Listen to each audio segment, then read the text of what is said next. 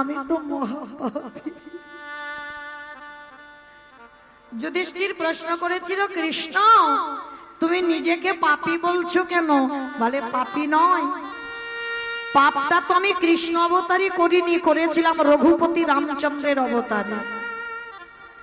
বাবা রাম অবতারই পাপ করেছিল আমার ভগবান। কি পাপ?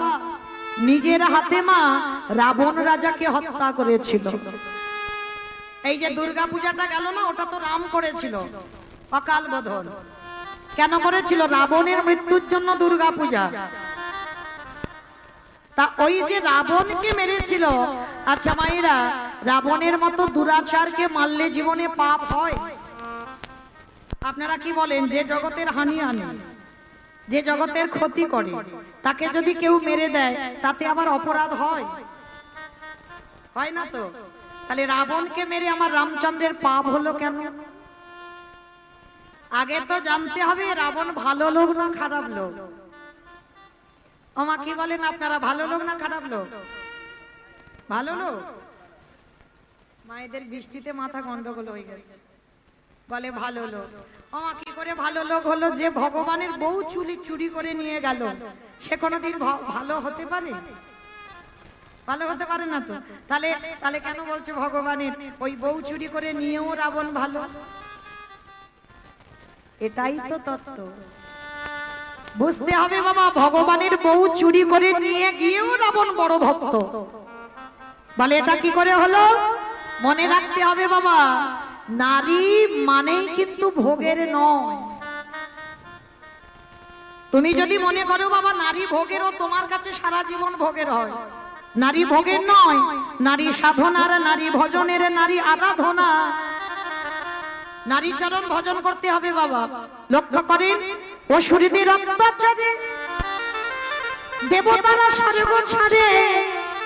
সেদিন দশভুজা দুর্গা যদি 10 হাতে অসুরী নিধন না করত, তাহলে দেবতারা যেত কোথায়? কি গো মায়েরা, যারা মহালয় দেখেছো বা আগেও যারা দেখেছো ভালো করে জানো, দেবতাদের তেজ দিয়ে নারী সৃষ্টি করেছিল, আর সেই নারী অসুরদের বিনাশ করেছিল। তাহলে নারী দুর্বল নয়। কেউ যদি মনে করে নারী দুর্বল, মা তার কাছে দুর্বল হয়। নারী দুর্বল নয়, নারী চরণ সাধনা করতে হবে। যেমন দেখেন, ওই চণ্ডী ঠাকুরের রামের চরণ ভজন করে পেয়ে গেল গোবিন্দ চরণ। বিল্ল মঙ্গল চিন্তামণির চরণে সেবা করে পেয়ে গেল গোবিন্দ চরণ। জয়দেব গোস্বামী মা পদ্মাবতীর চরণ সেবা করে পেয়ে গেল গোবিন্দ চরণ। শ্রী শ্রী রামকৃষ্ণ দেবে পরমহংস মা শারদার চরণ সেবা করল। বিবেকানন্দ ভগ্নী নিবেদিতার চরণ ভজন করল। মনে রেখো, নারী ভোগের নয়, এরা সাধনা করেছে। তা সাধনা জানতে হবে তো, যে নারী চরণে সাধনা কি করে করব। তো রাবণ রাজা এমনই একজন ত্রিকালদর্শী রাবণ। লঙ্কার মাটিতে সব থেকে বড় পুরোহিত ছিল রাবণ। আর সেই রাবণ সীতামাকে তুলে নিয়েছিল কেন জানো? সীতামা তো ভজন করবার জন্য। কারণ একটুতে প্রমাণ পেয়ে যাবেন। দেখেন, যে রাবণের 10,000 বউ ছিল, তাহলে তার কি একটা ঘর ফাঁকা পড়েছিল না? কিসের জন্য? সীতামাকে নিয়ে বাবা অশোক কাননে রেখে দেবে। এইটুকু শুনে কি মনে হয় না বাবা যে রাবণের কি কুমতলব ছিল? তাহলে সীতামাকে চুরি করে আনলো কেন? ভগবানের প্রিয়জনকে যদি ধরে রাখা যায়, তাহলে ভগবানের কাছে কোনোদিন আমারে যেতে লাগবে না। ভগবান আসবে আমার ঘরে, ভগবান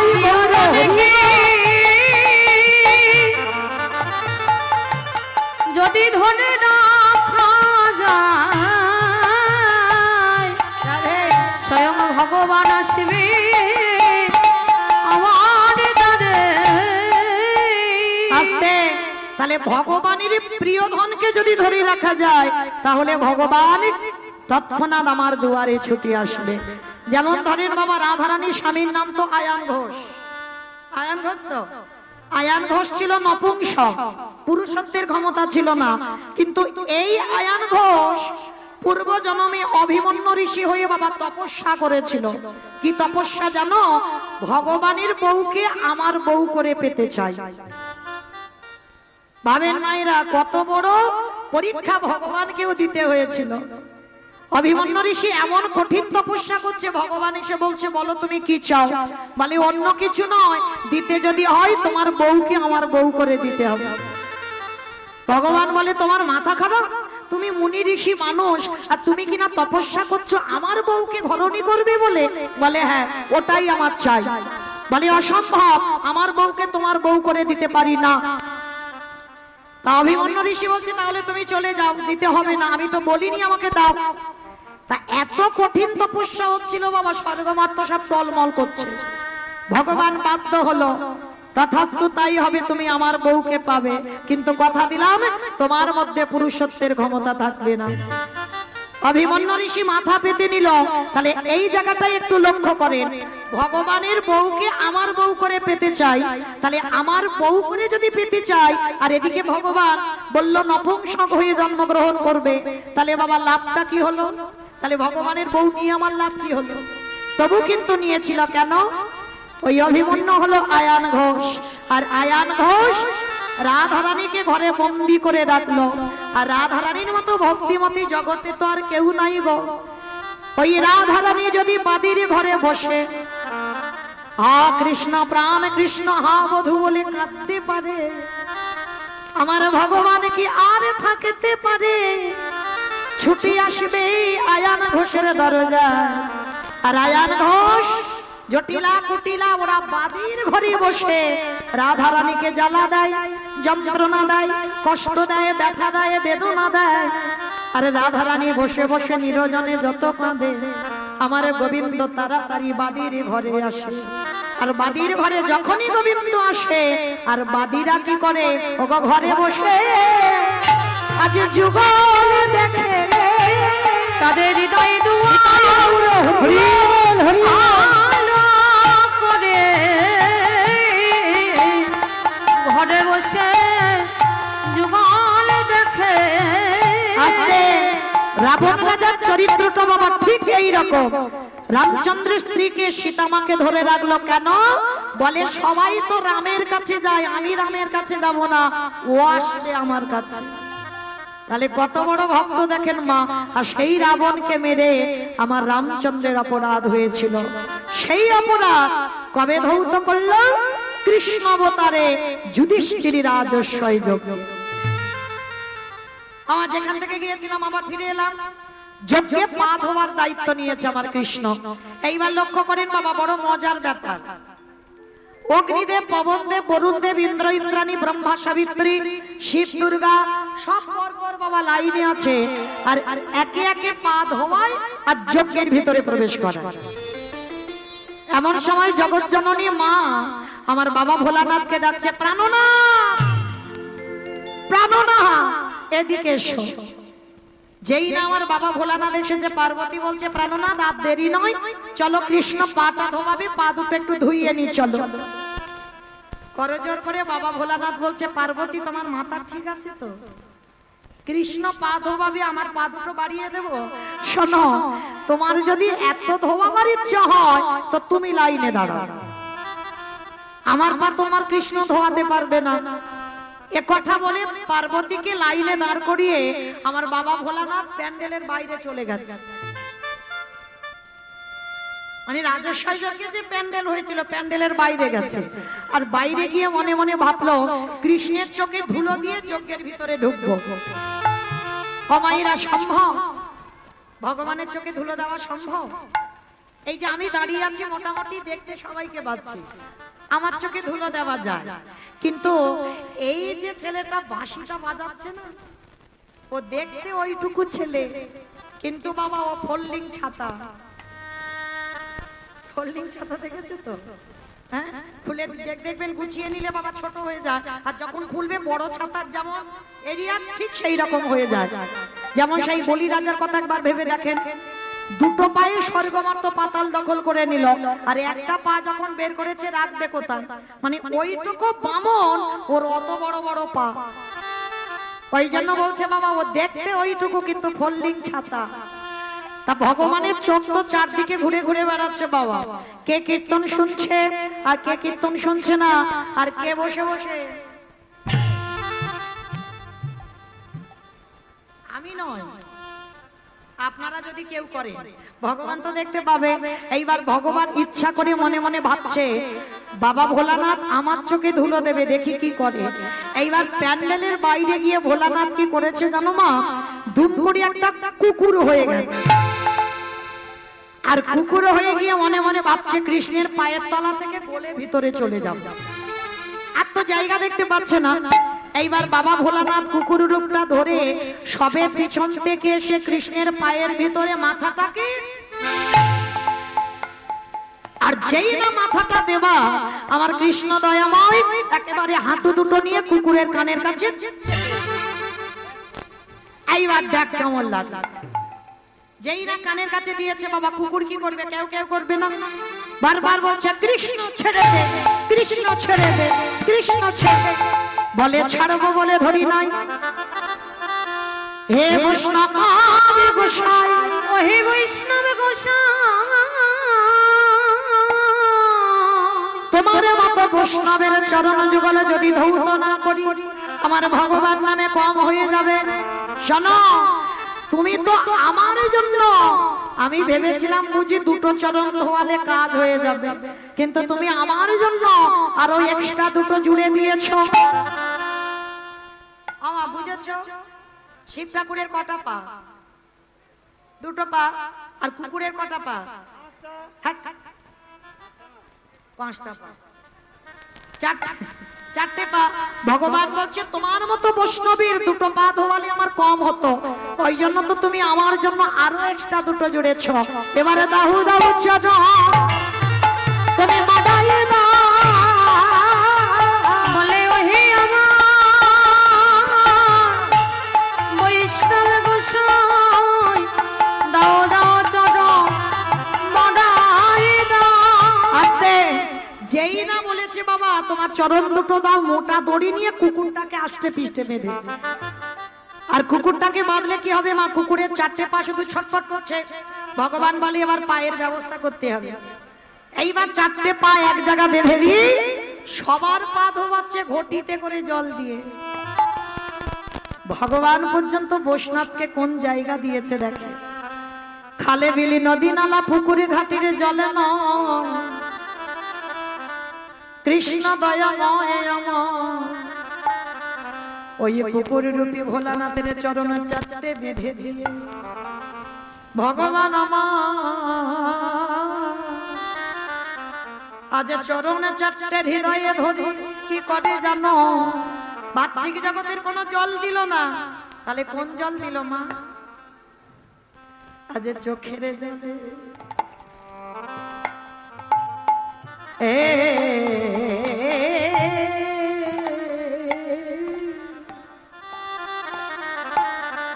ওগো চরণ ধবা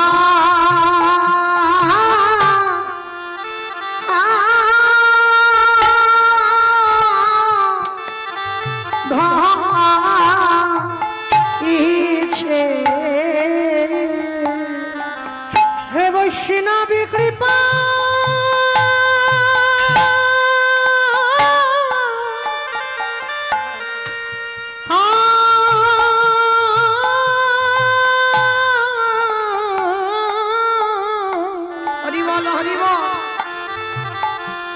হে বৈষ্ণবী কৃপা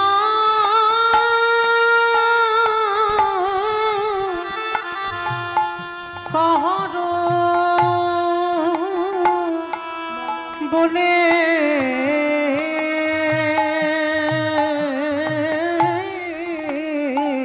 আজ চোখের জলে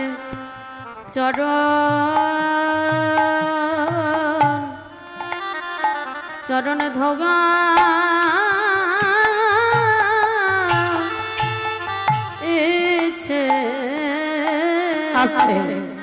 যেই না আমার ভগবানের চোখের জল কুকুরের পায়ে টোপে টোপে পড়ছে, তখন কুকুর রূপী ভোলানাথ প্রতিজ্ঞা করেছিল কৃষ্ণ আগত কলিযুগে আমি আর শিব হব না, আমি হব অদ্বৈত আচার্য গোসাই।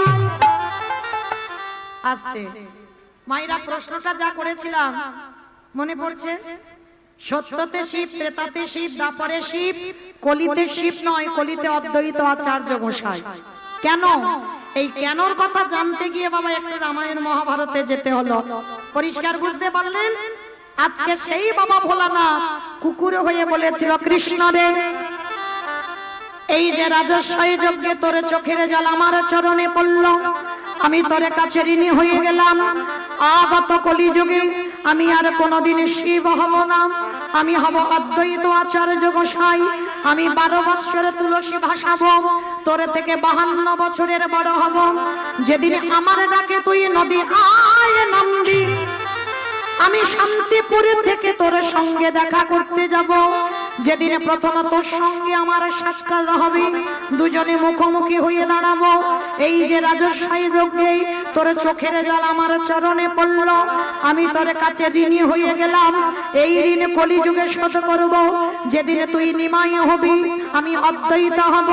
ওরে এমনি করে চাচা আমি ধোবাইব, যেদিন নদী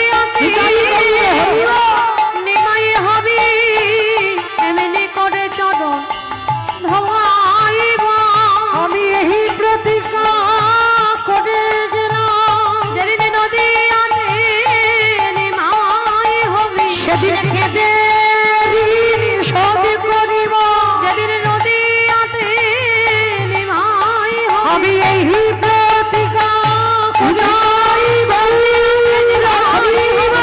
প্রতিজ্ঞা করে গেলাম। নদীয়াতে নিমাই হবি, সেদিন এমনি করে চরণ ধোয়াইব। আস্তে মাইরা, তাহলে কি বুঝলাম? সেই বাবা ভোলানাথ কলিযুগে অদ্বৈত আচার্য হলো, আর ওনারই ডাকে কৃষ্ণ গৌর হয়ে এলো। আর এসে কি করছে গো? কেহ বলে পুরবেতি রাবণ অবধীরা, কেহ বলে পুরবেতি, আমা উলু কই?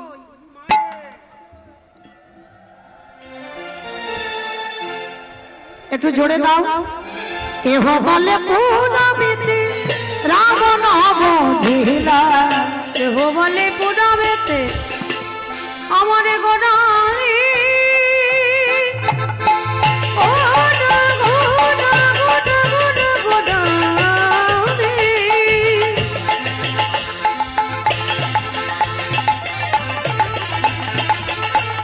গোড়া গোড়া গোড়া গোড়ারি, গোড়া গোড়ারি। নিতাই গৌর প্রেমানন্দে হরি বল হরি বল। ওই নদী আর চাঁদি গোড়া আমার আমার কানে গোড়া। কেহ বলে পুনাবেতে রাবণ অবধীরা, ও গোলকের বৈভব লীলা প্রকাশ করিলা, ওই গোলকের বৈভব লীলা প্রকাশ করিলা, ও গোলকের বৈভব লীলা প্রকাশ করিলা। ওই গোলকের বৈভব লীলা প্রকাশ করিলা। শ্রী রাধার ভাবে গোডায় বতা, রাধারে ভাবে দেবে গোড়া গবতা। আরে শ্রীরাধারে ভাবে এবে গোটা অবতার। ওই শ্রী রাধারে ভাবে গোড়া গবতা। হরে কৃষ্ণ নামে গৌ করিলা প্রচার, হরে কৃষ্ণ নামে গো হরিরা প্রচার। ওই হরে কৃষ্ণ নামে গৌরী করিলা প্রচার। পৌঁছে গেলাম মধুময় শ্রীধাম বৃন্দাবন ধাম। আর এই মধুময় শ্রীধাম বৃন্দাবনে আজকে আমরা আস্বাদন করব বাবা। এই যে সেবা দিচ্ছে, সেবা দিলে কি হবে? সেবা দিলে আমাদের লাভটা কি? সেবা দেব কেন? সবটা আজকে আমার লীলার মধ্যে প্রকাশ পাবে। আজ আস্বাদন হবে সন্দীপনী মণির অতিথি সেবা। শুধু আজকের এই বাড়িতে বলে নয়, যারা যারা আমরা ভক্তদের নিমন্ত্রণ করে সেবা দিই, তাতে কি হবে আজকের আমার লীলার মধ্যে প্রকাশ পাবে। চলেন আজকের আমরা সবাই যাই। মাইরা তবে মন দিয়ে শুনবে কেমন? কীর্তনের শেষে আমি দুটো প্রশ্নের উত্তর নেব, তারপরে ছুটি। আর উত্তর যদি দিতে না পেরেছো, ছুটিও হবে না, আমিও যাব না। কি বলো, যাবো না? যাবো না? যাবো না? বেশ ঠিক আছে। আচ্ছা শুনতে থাকো, আমি আশা করব আপনারা উত্তর ঠিক দিতে পারবেন। কেমন? চল, আজকে দেবর্ষি নারদ মনে মনে চিন্তা করলেন, অনেকদিন আমি মরতে যাই নাই, আজ আমি একটু মরতে যাব। আচ্ছা মাইরা, মর্তধাম কোনটা? উপরেরটা, উপরে উপরটা নাকি মর্ত? নিচে? নিচে তো পাতাল। হ্যাঁ এইটা এইটা এইটা, বেশ বেশ। যেটাই বসে আছেন আমি দাঁড়িয়ে আছি, এটা হচ্ছে মর্তধাম। তা দেবর্ষি নারদের ইচ্ছা জেগেছে, বাবা আমি একটু মরতে যাব। আর যেই না বলেছে নারদ আমি একটু মরতে যাব, তো এমতো সময় মর্তধামে যেই না নারদ নেমেছে, মর্তধামের একজন মা, হাতে শাঁখা আছে, শীতেতে সিঁদুর আছে, আলতা পেড়ে শাড়ি পরে আছে, নারদকে দেখতে পেয়েছে। আরে ও নারদ, নারদ, আরে এদিকে এসো, এদিকে এসো। আমায় ডাকছিলে? হ্যাঁ বাবা নারদ, আমি তোমায় ডেকেছি। আচ্ছা নারদ, একটা কথা বলি। কি কথা? আচ্ছা এই জগতে মর্তধামে অনেক অনেক ভক্তরা ভগবান ছাড়া কিছু জানে না। আচ্ছা নারদ, যারা যারা ভগবানকে ডাকে, যারা যারা ভগবানকে ভালোবাসে, ও নারদ, তাদের শেষ জীবনে গতিটা কি হয়? যেই না কথাটা বলেছে তাদের শেষ জীবনের গতি কি হয়, তা নারদ মুনি চোখ দুটো বড় বড় করে বলছো, মা এ প্রশ্নের উত্তর তো আমার জানা নেই। তবে হ্যাঁ, তুমি মা একটু বসো, আমার বাবার কাছ থেকে উত্তরটা নিয়ে আমি তোমাকে বলে যাব। মায়েরা, নারদের বাবা হচ্ছে ব্রহ্মা। তা মর্তধামের মা বলছে, নারদ তুমি যেন ভুলে যেও না, কেমন? তুমি কিন্তু যাবার সময় আমার প্রশ্নের উত্তর দিয়ে তবে যাবে। ঠিক আছে মা, ততক্ষণে তুমি দাঁড়াও, আমি যাব আর আসবো। দেবর্ষি নারদ ছুটে গেলেন বাবা মর্তধামে থেকে আজকের সেই ব্রহ্মলোকে পিতা ব্রহ্মার কাছে। পিতা, পিতা, যারা যারা ভগবানকে ডাকে, যারা যারা ভগবানকে ভালোবাসে, পিতা তাদের শেষ জীবনের গতিটা কি হয়? চতুর্মুখী ব্রহ্মা বললেন, নারদ এ প্রশ্নের উত্তর তো আমার জানা নাই। সে কি আমি জানি না? আমার বাবা তুমি চারটে মুখ জানো না, তাহলে কে জানে? বলে একজন জানলে জানতে পারে, যে গাঁজা ভাঙ খায়। আমা কে গাঁজা খায়? আর তোমাদের গ্রামে কেউ খায় না? তাহলে তাহলে অনেকে খায়, তাদের নামে বদনাম রটেনি, আর বাবার নামে বদনাম রটে গেছে। কিন্তু খবরদার মা বলো না, বাবা ত্রিলোকের বৈষ্ণব, ত্রিলোকের বড় বৈষ্ণব, আর বাবা বৈষ্ণব হয়ে কোনোদিন গাঁজা খায়? কখনো খায় না। তাহলে বলছো কেন বাবা গাঁজা খায়? বাবার নামে বদনাম রটে গেছে। আচ্ছা বলো তো দেখি, বাবা থাকে কোথায়? কৈলাসে। বাবা আমি গাইবো কি, আমার থেকে তো বেশি মুখস্থ। তাহলে বাবার বাড়ি কৈলাস, আর কৈলাসে ব্রহ্মা নারদ বাপটা দুজনে গেছে। নন্দী বলো, আই ভিঙ্গি, আরে বাবা কোথায়?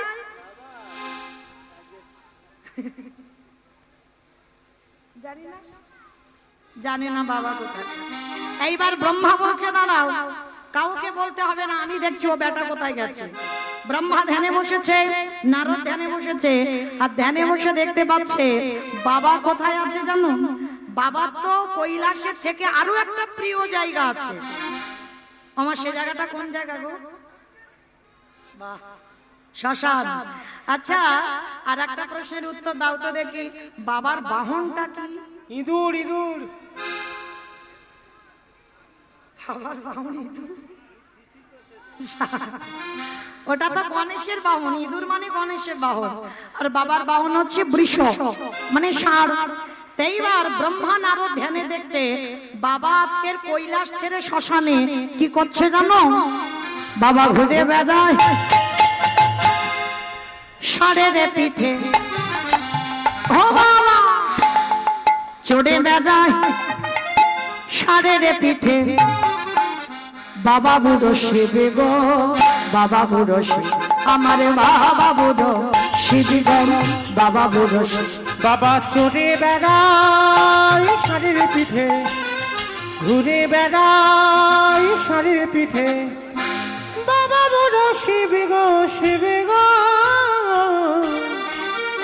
ওই মন্দিরের বাবা বুড়ো শিব, শিব গো মন্দিরের বাবা বুড়ো শিব, শিব গো মন্দিরের বাবা বুড়ো শিব। আরে শ্মশানে মশানে থাকে চাই ভস্য গায়ে মাখে, শ্মশানে মশানে থাকি চাই বৈশ্য গায়ে মাখে, শ্মশানে মশানে থাকে চাই ভস্য গায়ে মাখে। শ্মশানে মশানে থাকি চাই বৈশ্য গায়ে মুখে হরি হরি বলে গো হরি হরি বলে, মুখে হরি হরি বলে গো হরি হরি বলে। বাবা চড়ে বেড়ায় ষাঁড়ের পিঠে, বাবা ঘুরে ঘুরে বেড়ায় ষাঁড়ের পিঠে, আমার বাবা বুড়ো শিব গো শিব গো। হরি মন্দিরের বাবা বুড়ো শিব, শিব গো মন্দিরের বাবা বুড়ো শিব, শিব গো মন্দিরের বাবা বুড়ো শিব। নারায়ণ নারায়ণ নারায়ণ। নারায়ণের নাম করতে করতে বাবা যেই না এসে দাঁড়িয়েছে নারদ শ্মশানে। হে ভোলানাথ, মর্তধামের এক মা জানতে চেয়েছে যারা যারা ভগবানকে ডাকে বা ভালোবাসে তাদের অন্তিম সময় কি হয়। কথাটা শোনার সঙ্গে সঙ্গে বলে উঠলেন, নারদ এ প্রশ্নের উত্তর তো আমার জানা নাই। সে কি?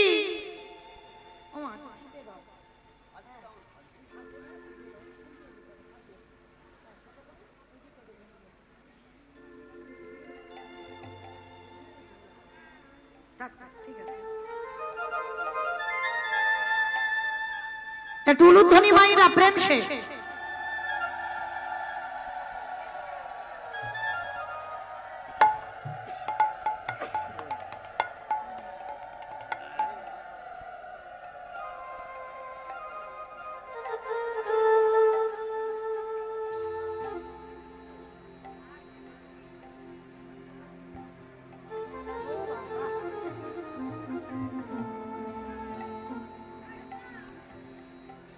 জানি তাই। এইবার বাবা ভোলানাথ বলল, নারদ এ প্রশ্নের উত্তর তো আমার জানা নেই। সে কি? আমি জানি না, আমার বাবা জানে না, তুমি শিব জানো না, তাহলে জানে কে? বলে একজন জানলে জানতে পারে, যে হচ্ছে নামের নাম। অমাইরা নামের নামই কে গো? নামের নামীটা কে? ভগবান, যার নাম আপনারা শুনছেন আমি গাইছি। তা দেবর্ষি নারদ আর বাবা ভোলানাথ আর ব্রহ্মা তিনজনে মিলে গিয়ে দাঁড়িয়েছে বৈকুণ্ঠপতি নারায়ণের কাছে। প্রভু প্রভু, যারা যারা ভগবানকে ডাকে, যারা যারা ভগবানকে ভালোবাসে, প্রভু তাদের অন্তিম গতি কি হয়?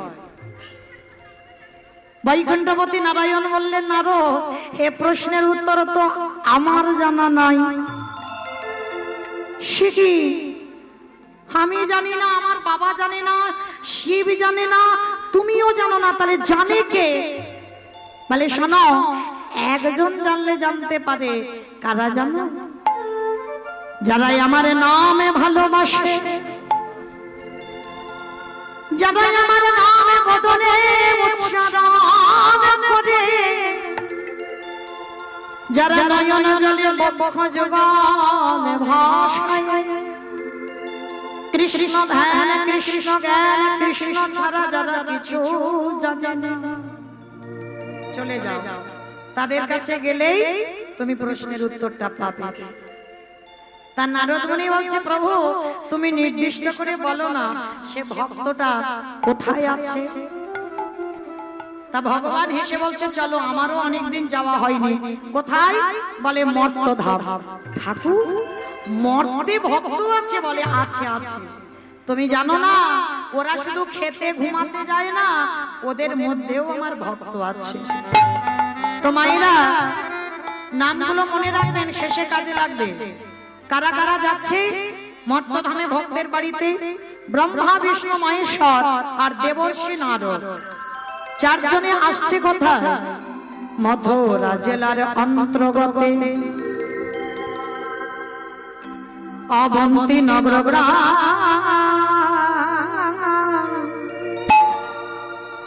সেথায় সন্দীপনের বাড়ি করিব বিশ্রাম। মথুরা জেলার অন্তর্গতে অবন্তী নগর গ্রাম।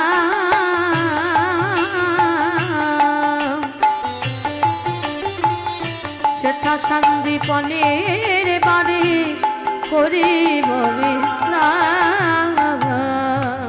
অগ যাব আমরা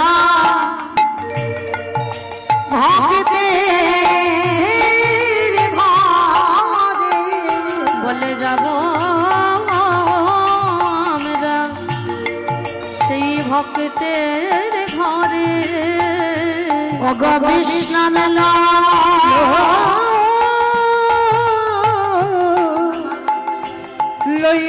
লইবার তরে বলো যাব আমরা সেই ভক্তের ঘরে। মথুরা জেলার অন্তর্গত অবন্তী নগর গ্রাম। মাইরা এইবার একটু মন দিয়ে শুনবেন, ভক্ত কেমন হতে হয়, ভক্তের স্বভাব কেমন হতে হয়। মর্তধামের ভক্তের বাড়িতে এলো ভক্তটাকে ভগবান কৃষ্ণের গুরুদেব, যে গুরুদেবের নাম ছিল সন্দীপনী মুনি। এই সন্দীপনী মুনি ভগবানের গুরুদেব হয়েও তার একটা সংকল্প ছিল বাবা। কি সংকল্প জানো? ব্রহ্ম মুহূর্ত। ব্রহ্ম মুহূর্ত কাকে বলে না? সূর্য উদয়ে 1 ঘন্টা 36 মিনিট আগে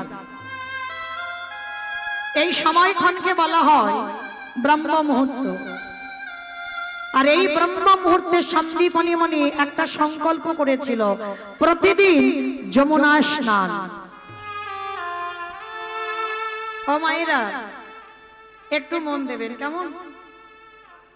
প্রতিদিন ব্রহ্ম মুহূর্তে যমুনা স্নান, আর যমুনা স্নান করে প্রতিদিন বাবা ভিজে কাপড়ে দরজার ধারে বসে বসে কাঁদে। দয়াময়, ছোটবেলা থেকে তোমায় ভালোবেসেছি, ছোটবেলা থেকে তোমার চরণে দেহ মন প্রাণ অর্পণ করেছি,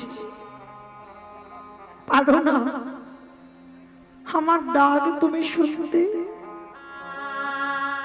এত কাঁদি এত ডাকি, আমার ডাক তোমার কানে কবে পৌঁছাবে? একবার দেখা দাও না প্রভু, আমার ডাক তুমি কেন শুনতে পাচ্ছ না?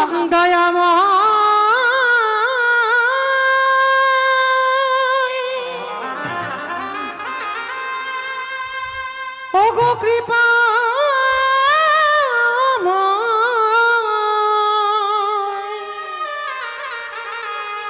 একেবারে দেখা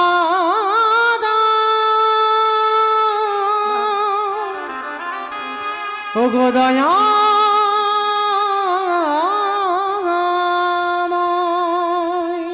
এত কাঁদি এত ডাকি, আমার চোখের জল তোমার চরণে যায়। আমি কোথাও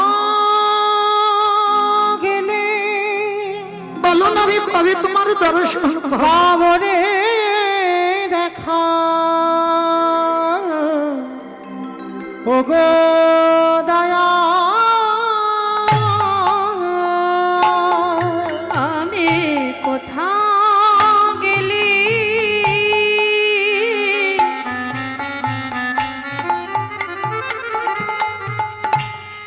পাবো রে দেখা, দেখা ও গো দয়াময়।